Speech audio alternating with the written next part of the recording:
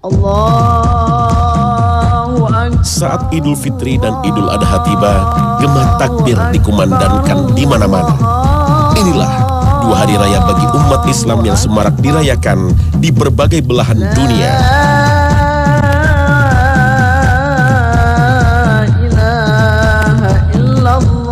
Namun, bagaimanakah jika ada kelompok yang mengaku Muslim memiliki hari raya lain yang lebih istimewa dari Idul Fitri dan Idul Adha?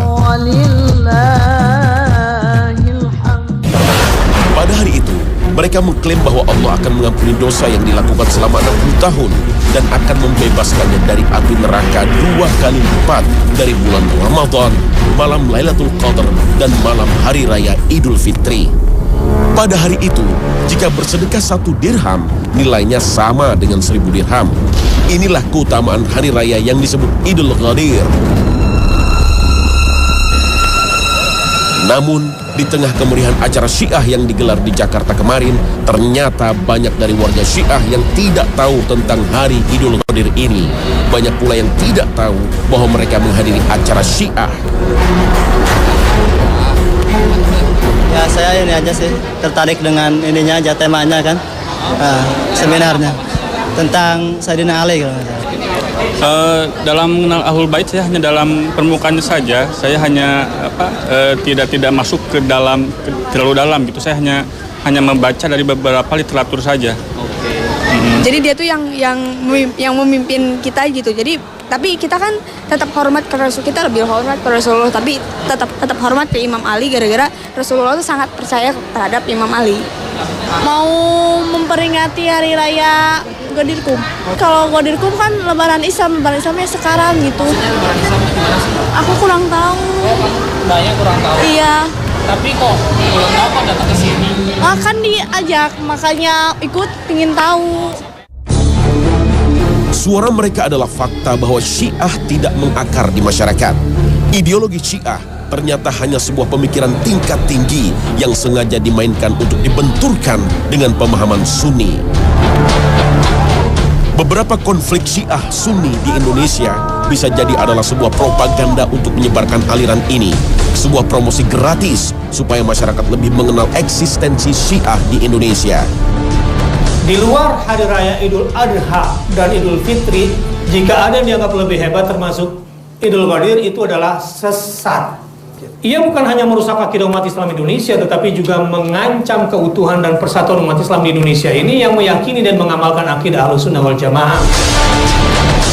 Khazanah pagi ini akan mengenalkan Syiah dari perspektif sejarah dan kitab-kitab yang banyak beredar dari kalangan Sunni maupun Syiah sendiri, khusus untuk Anda semua. Semoga bermanfaat.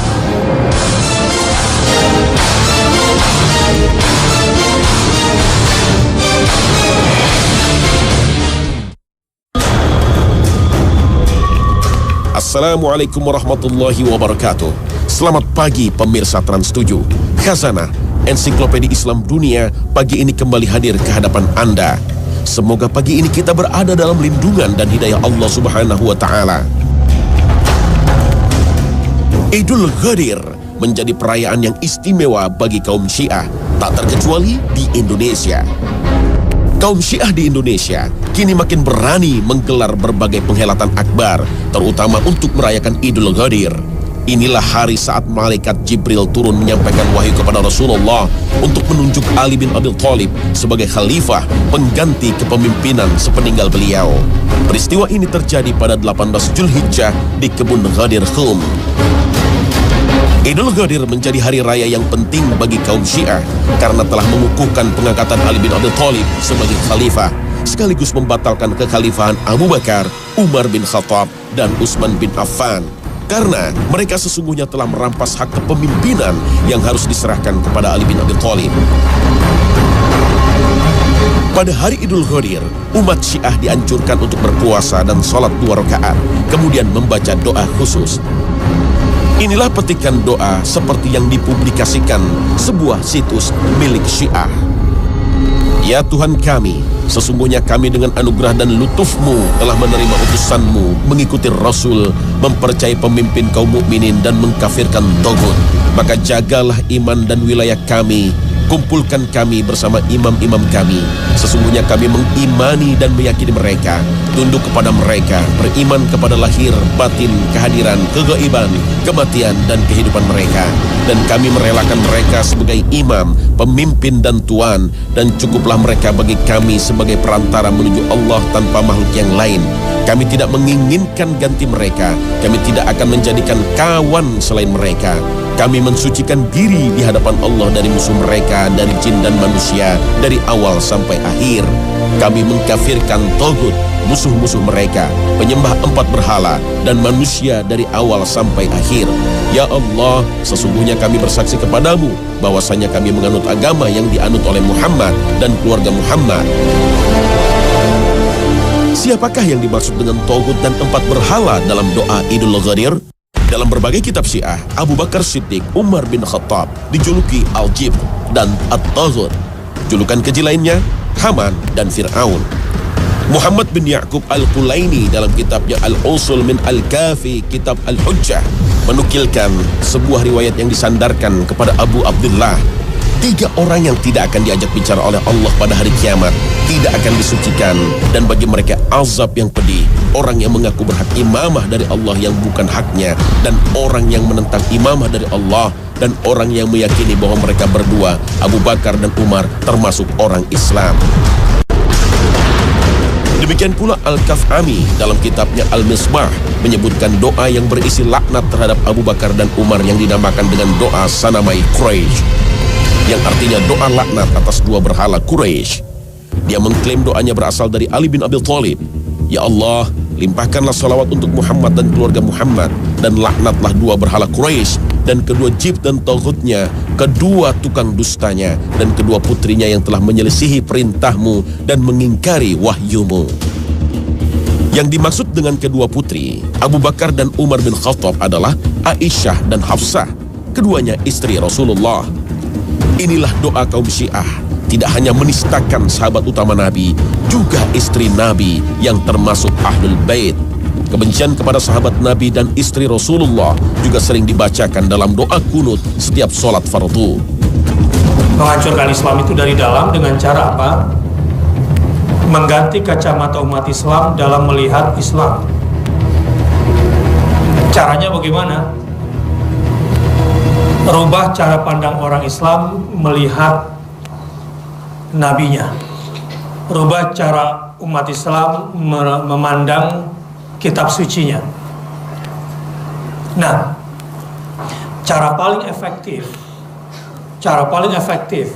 untuk merusak Islamnya orang Islam, bagaimana caranya agar informasi dari Rasulullah itu tidak sampai ke umatnya, adalah dengan merusak keluarganya dan merusak sahabatnya.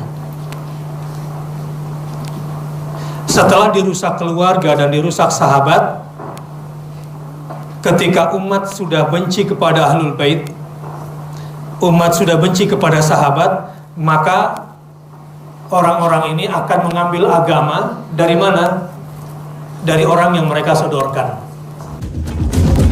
Di saat umat Islam dunia begitu menghormati jasa besar Umar bin Khattab, kaum Syiah justru mengeluh-elukan pembunuh Umar bin Khattab, Abu Lu'lu'ah, yang penganut Majusi dan menganggapnya sebagai pahlawan. Abu Lu'lu'ah meskipun dieksekusi mati dan dimakamkan di Madinah, makam simboliknya sengaja dibangun di Bandar Qasan, Iran, dan banyak diziarahi oleh kaum Syiah, bahkan dianugerahi gelar Baba Syuja'uddin, yang artinya Bapak Sang Pemberani. Makam simbolik Abu Lu'lu'ah sudah lama diprotes oleh umat Islam. Pada tahun 2007, makam ini pernah disegel oleh pemimpin tertinggi Iran, Ali Khamenei, karena dijadikan tempat berkumpulnya kelompok Syiah radikal untuk merayakan hari terbunuhnya Umar bin Khattab. Namun hingga kini, makam simbolik Abu Lu'lu'ah tak pernah sepi dari para penziarah.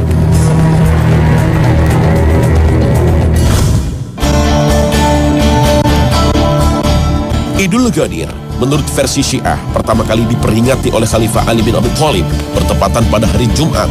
Namun kisah ini tak satu pun diriwayatkan oleh para sahabat Nabi.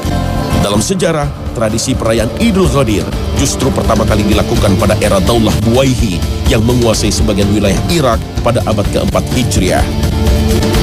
Artinya, perayaan ini tidak pernah ada dan tidak satupun sahabat Nabi, tabi'in, dan tabi'ut tabi'in yang mengenal perayaan Idul Ghadir. Padahal pada masa mereka adalah sebaik-baiknya zaman, seperti yang dijelaskan dalam sabda Rasulullah. Idul Ghadir berkaitan dengan peristiwa di Ghadir Khum yang banyak diriwayatkan dalam berbagai hadis sahih, termasuk dalam hadis Bukhari Muslim. Saat itu, Rasulullah SAW bersabda, "Man kuntu maulahu fa'aliyun maulah." Hadis ini diartikan oleh kalangan Syiah sebagai pelantikan resmi Ali bin Abi Thalib oleh Rasulullah sebagai khalifah. Mereka mengartikan hadis ini, barang siapa yang menjadikanku sebagai pemimpin, maka Ali adalah pemimpinnya.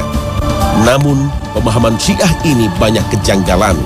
Jika hadis ini benar sebagai pelantikan Ali sebagai khalifah sepeninggal Rasulullah, kenapa Ali ikut bermusyawarah bersama para sahabat untuk menentukan khalifah Abu Bakar? Tak ada seorang pun sahabat yang memprotes kepemimpinan Abu Bakar, Umar bin Khattab, dan Utsman bin Affan. Padahal merekalah yang paling memahami sunnah dan teguh menjalankan sunnah Rasul. Setelah menjalankan haji wada, Rasulullah kembali ke Madinah menempuh perjalanan berhari-hari. Setiba di Ghadir Khum, sekitar 250 km dari Mekah, Rasulullah beristirahat.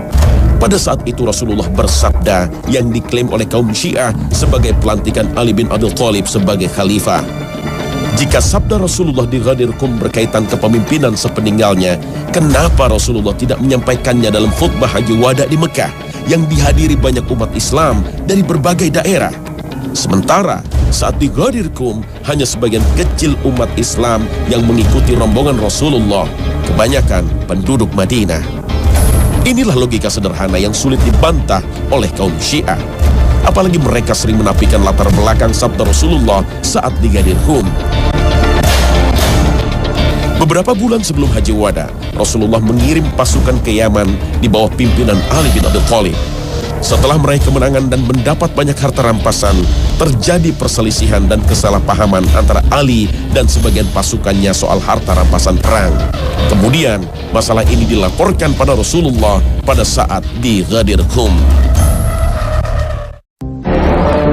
Saat itulah Rasulullah bersabda, "Barang siapa menjadikanku sebagai kekasihnya, maka Ali pun menjadi kekasihnya."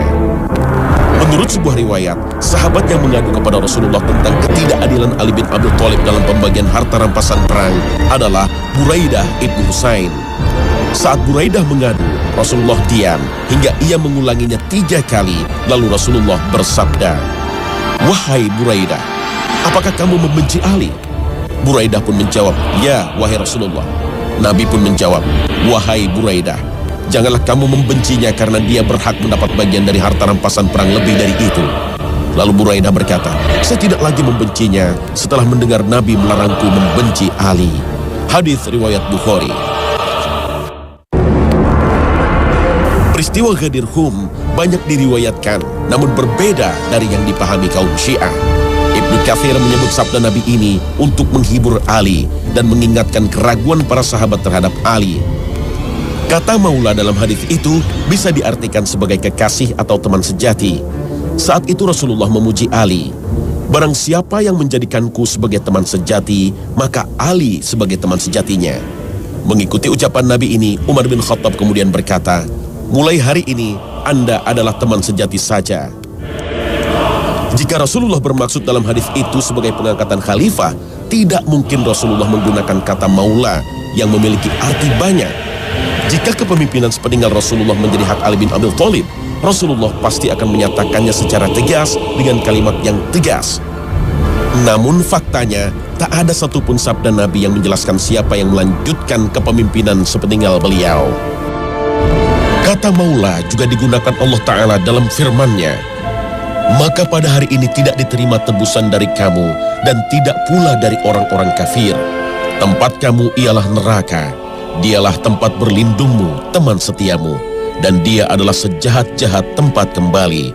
Al-Quran, Surah Al-Hadid, ayat 15. Api neraka dalam ayat ini disebut maula bagi orang-orang kafir karena kedekatannya.